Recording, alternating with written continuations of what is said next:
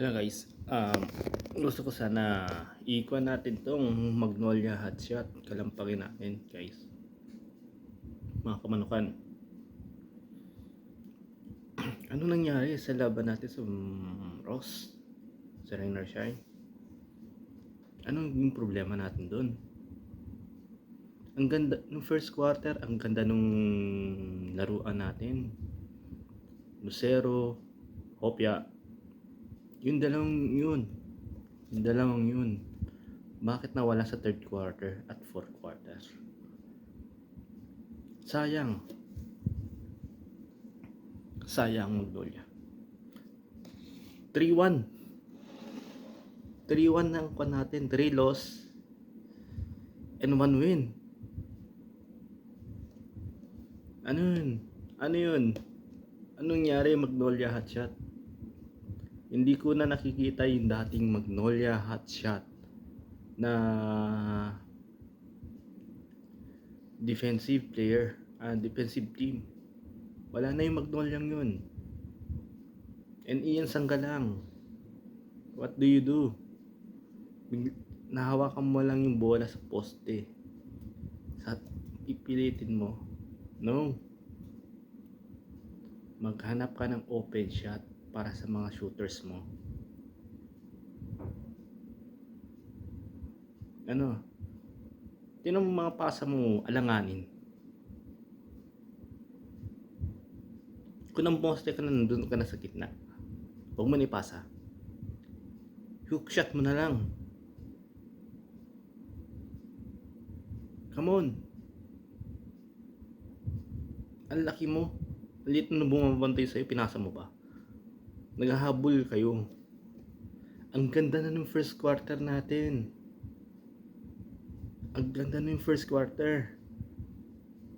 Bakit nawala? At saka kapag mag-i-inbound kayo, ang isang player lang nagpe-press ay si Baroka.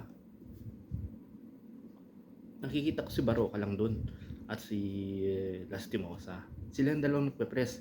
Pero yung nagkukwent sa inbounder, wala. Kahit isang tao, wala. Binibigay nyo ang bola at pinapatawid ninyo sa court ng kalaban. Gamitin nyo yung rules ng PBA. 5 seconds yan. 5 seconds sa inbounder, 8 second violation kapag hindi mo na itawid. Gamitin natin yan. Kapag pinipress mo yan, kapag mahihirapan nila itawid yung bola, yung oras nawawala na sa kalaban. Nauubos yung oras nila. And even Paul Lee, idol kita. Pero bakit ganun? Wala na yung, parang hindi na ikaw yung Paul Lee na kilala namin, na umaatake sa basket, mga deadly triple shots. Wala na yun. Nakikita namin ngayon, sumasablay ka na, takot ka nung matake. Nawawala na ba yung angas ng tondo? Ginagrab mo na ba yung pagiging lethal weapon? Mas maganda pa yung angas ng tondo eh. Wala na yung angas mo. Yung hinahangaan namin noon na Magnolia sa'yo, na pumupuntos ka ng 28, 25, 30, mga ganun. Hindi ka na sumasalaksak, Paul. Hindi mo na ginagamit yung katawan, yung matigas mong katawan. Iba na yung laruan mo, Paul. Kailangan na natin mag-trade. Kasi kailangan na natin i-trade si Ian Sanggalang, if ever. Maghanap tayo ng another big man na kapalit niya. Guys, mga kamanukan, ginagawa tayong pulutan. pinipinturahan lang tayo ng rain or shine. Tapos sa linggo may laro tayo against Ginebra. Pulutan tayo dyan. Mapupulutan tayo ng Ginebra. So, ganito. For my opinion, sa opinion ko lang, Coach LA, Ginebra ang kalaban. Ang ganda nung tandem ni Lucero at ni Jopay, ni Hopia.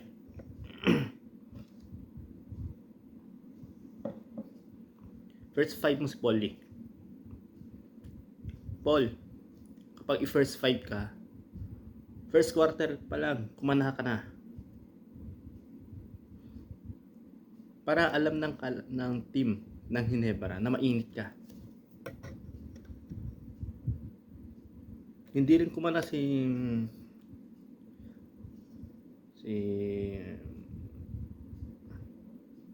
Lastimosa.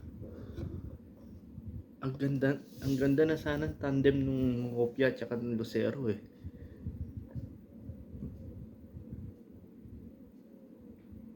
Ang ganda ng tandem nung dalawa. Sana more minutes on Hopia. And Paul, kailangan balik mo yung mga deadly shooting mo. Carry yung instinct na mga pamatay na tira, mga pamatay na crossover, at mga bulldozer mong salaksak. Pakita mo yung angas ng tundo. Wala na yung angas ng tundo eh, nakinokom na ngayon. Ikaw, pakita mo sa kanila na bata pa lang sila, na ikaw pa rin ang hari ng tundo, ang hari ng angas ng tundo. Yung pamatay mong 4-point play,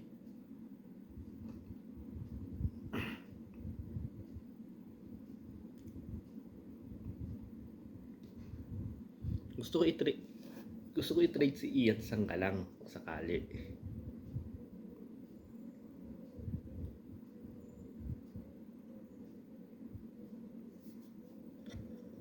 I-trade si Sanggalang, maghanap tayo ng another big man.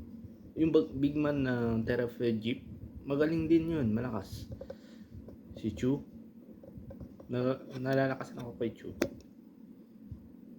May foot first si Chu. Hindi siya basta mamomoste.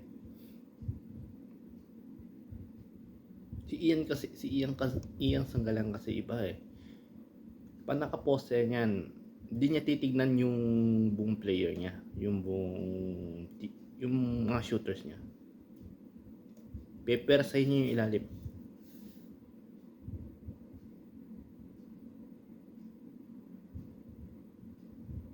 Tsaka hindi rin naman ganun kalakas yung body katawan ni Sanggalang. Medyo malambot si Sanggalang. Tagal mo na naglalaro, ganyan pa rin laro mo. Medyo malambot ka, naitutulak ka, hinahayaan mo yung namomoste sa'yo, nabanggain ka, baba mo yung lower gravity mo, men.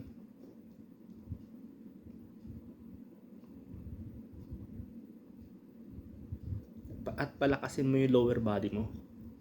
Doon tayo natatalo. Doon tayo natatalo mga Magnolia fans. Hindi katulad nung kalakasan ni Ping, nung nandiyan pa si Ping. Stopper talaga. Maghanap tayo ng kung ganyan pa rin laro mo yan.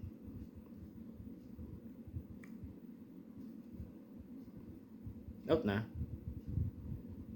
For management ng Magnolia, panira sa Sanggalang ng laro. We need another big man. Pwede natin kunin si Muscleman, Vic Manuel. Lagyan natin dyan. Pwede siya. Pwede pa si Vic. And kung pwede, kunin din natin si Terence Romeo kapalit ni Polly. Kasi wala na yung Polly eh. Hindi ko na nakikita yung dating Polly. Yung face ng tama yung naalala ko sinabi ni Mark Pingris noon kay Snow Badwa na noon may James Yap. Si James Yap ang face ng Pure Foods, Tanduay or Magnolia ngayon.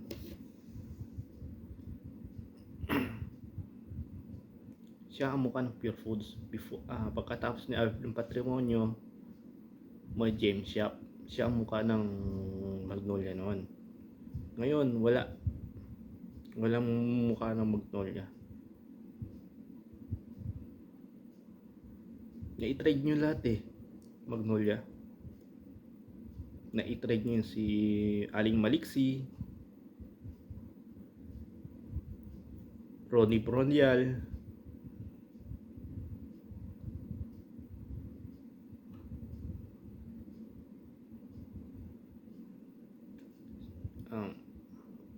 yung Amhisi, inalis nyo. Guys, Amhisi shooter, inalis mo.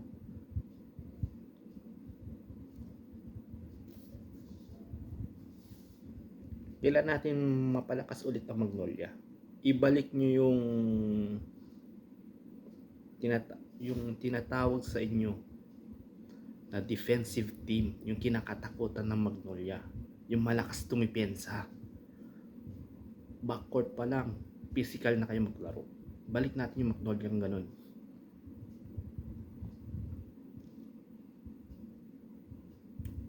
Ngayon, ang gumagawa lang sa Magnolia, Mart Baroka. Sa mga defense na ganun. Si Baroka lang, nagsasacrifice pa si Baroka ng katawan.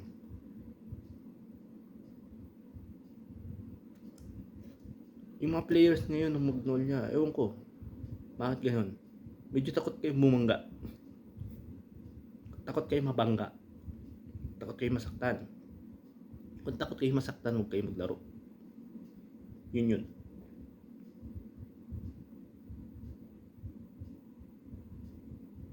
Paul, sa susunod na game, ipakita mo yung angas ng tondo ulit. Ngayon, against Ginebra, Coach LA, ang pwedeng bumantay kay Abrientos si Baroka, Shade Torcero para kay Troy, or either sino ng mga shooting guard dyan, and Hopia. Huwag na natin gawin yung ginawa natin sa Ross. Nag-small lineup tayo doon. Lucero, siguro yung sangga lang, one big man. Tapos yung tatlo, guard, Lee, Baroka, and Nastimosa.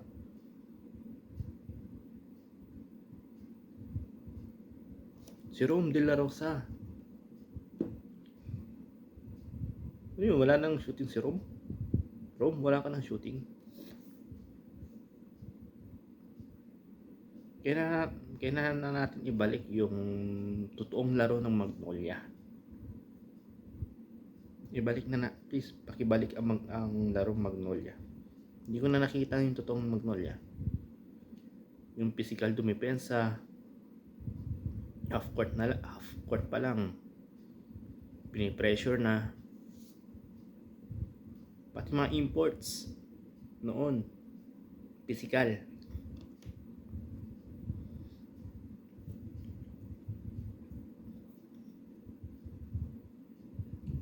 Yun lang mga kamanukan. Kalampagin natin ang Magnolia ulit. Peace. Balik na natin yung Magnolia. Yung larong Magnolia mismo.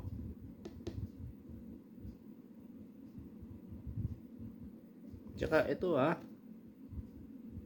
nakikita mo mga guards, ang lalaki nyo dyan sa ilalim. Mga guards pa kumukuha ng rebound. Anong silbi nyo? mga big man ng Magnolia, wala kayong silbi kung ang lamya nyo. Control the board.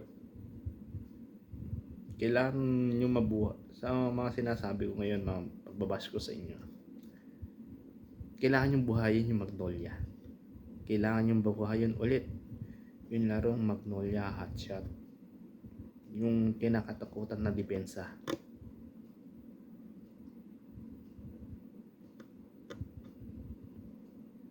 Yung pressure defense, number 1. Yung deadly shooting, yan ang susi sa inyo.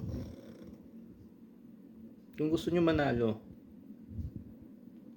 sticky defense, panggugulo ng depensa ninyo. Yung gulo ng depensa, kailangan yun. Yung inaasawan nyo lagi yung mga player, mga kalaban nyo. Katulad yung ginagawa ni Gio Halalon. Ewan ko bakit niya tinrade si Gio Halalon.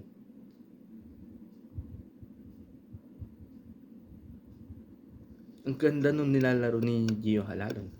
Tinan mo, wala siyang puro playing time sa Talk and Text ngayon. Balik natin si Gio Halalon ulit. Katambang ni Mark Baroka. Effective pa yun eh.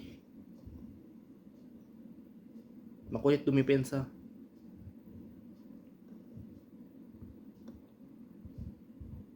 Yun ang katambal ni Mark Baroka. Halalon, Baroka. Yan makukulit dumipensa. Balik natin yung mga ganun, yung makukulit dumipensa. Sayang. Pati si Akweba tinride nyo, sayang. Energies din pa sana yun. Dagdag energies pa sana sa depensa.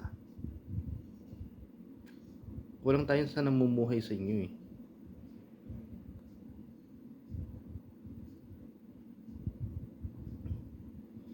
Balik natin si hindi na natin makuha yun. Si Amisi nasa San Miguel na eh. Sino pang shooter na pwede makuha?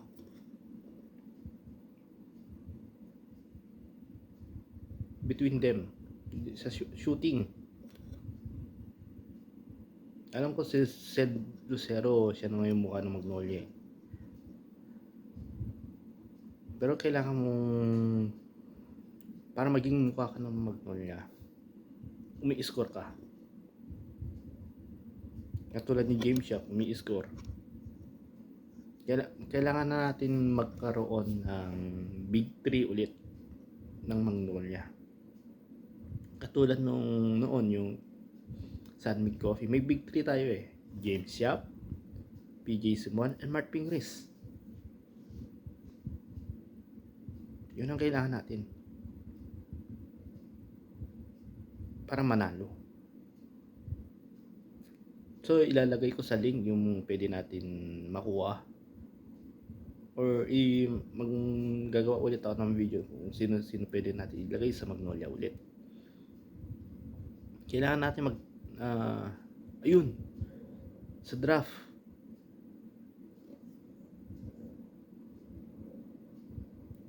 draft, kunin natin si Jeric Edu,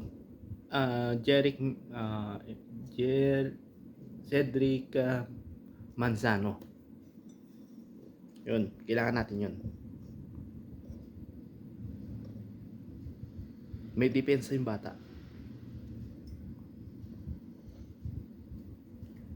Magkaroon kanyan ang 4 na bigs, pwede na yun. Tapos mga shooter, pwede na yun.